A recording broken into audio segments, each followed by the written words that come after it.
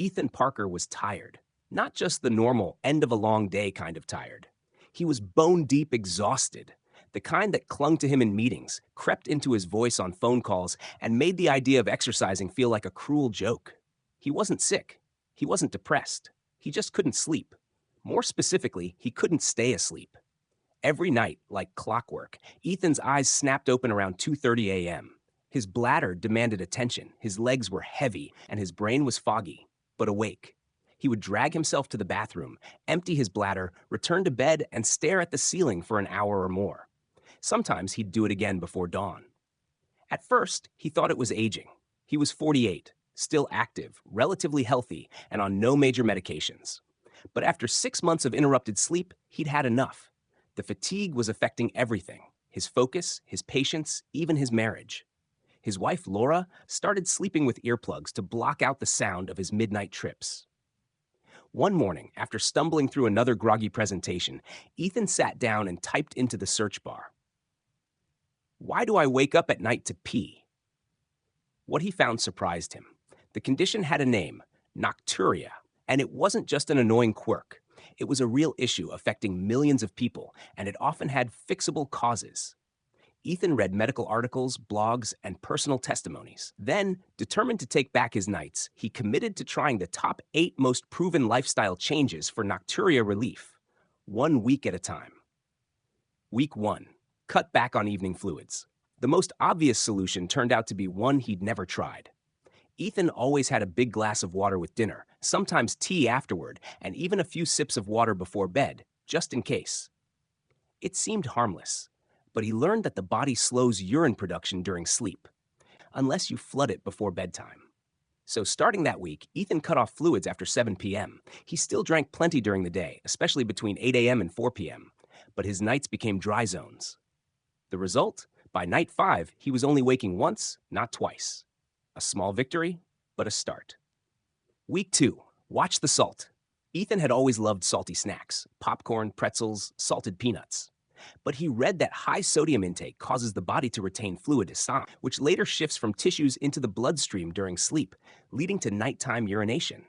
He started checking labels, cutting back on processed foods, and avoiding salty snacks after lunch. It worked. His ankles, which sometimes felt puffy by evening, seemed less swollen. And he slept longer before needing to pee, often making it until 4 a.m. before waking. Week 3. Limit caffeine and alcohol. This one hurt. Ethan adored his evening glass of wine and his 3 p.m. double espresso. But caffeine and alcohol were both diuretics, increasing urine production and irritating the bladder. He switched to herbal tea and cut out afternoon caffeine completely. Wine was reduced to weekends only. The difference was immediate. He still woke once some nights, but the urgency was less. More importantly, he found it easier to fall back asleep afterward. Week 4. Elevate the legs. One lesser-known cause of nocturia is fluid pooling in the legs during the day, which then returns to the kidneys at night when you lie down. So Ethan began putting his feet up for 30 minutes after dinner, on the couch, legs propped on a pillow. Some nights, he wore compression socks during long meetings. It helped. On days when he elevated his legs, his nighttime pee volume was noticeably less. He was connecting dots he didn't even know existed. Week 5. Check for hidden sugar. Ethan hadn't realized how often he was snacking on sugar. A cookie here, granola bar there, late-night chocolate. High blood sugar can trigger excess urination, even in people without diabetes. He cleaned up his diet, cutting out unnecessary sweets and balancing his meals with more fiber and protein. He even began checking his blood sugar with a cheap monitor out of curiosity. As his sugar stabilized, so did his sleep. His bladder stopped calling so loudly at night. Week 6. Train the bladder. Another surprising strategy he found was bladder training, essentially teaching the bladder to hold more and reduce urgency. Instead of peeing just in case before bed or at the first urge, Ethan started waiting longer during the day, stretching the time between trips. He also practiced deep breathing when he felt urgency, reminding his brain and bladder that he was in control. Over time, his bladder adapted. His need to urinate at night became less intense, and he no longer jolted awake with urgency. Week 7. Magnesium and vitamin D. Low levels of magnesium or vitamin D had been linked in some studies to sleep disturbances and nocturia. Ethan asked his doctor, who ran blood work and found he was low in both, common for adults who work indoors all day. He began a modest supplement routine: magnesium glycinate after dinner and vitamin D in the morning. Within 5 days, he was sleeping deeper, and on 2 glorious nights, he didn't wake up at all. Week 8. Strengthen the pelvic floor.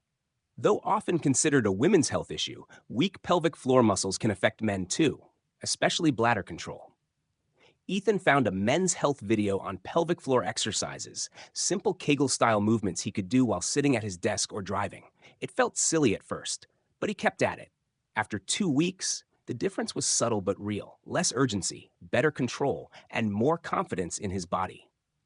By the end of 8 weeks, Ethan felt like a new man. He wasn't cured. Some nights he still woke once, but he was no longer a prisoner to his bladder.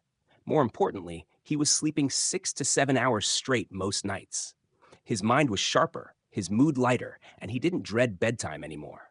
Laura noticed too. "You're not shuffling to the bathroom at all hours," she said one morning, surprised. "What changed?" "Everything," Ethan replied, "but mostly how I listen to my body." Nocturia hadn't just stolen his sleep, it had clouded his days, dulled his energy, and made him feel older than he was. But with patience, a little science, and a lot of small adjustments, he'd taken back control, one night at a time. And now, when he slept, he really slept.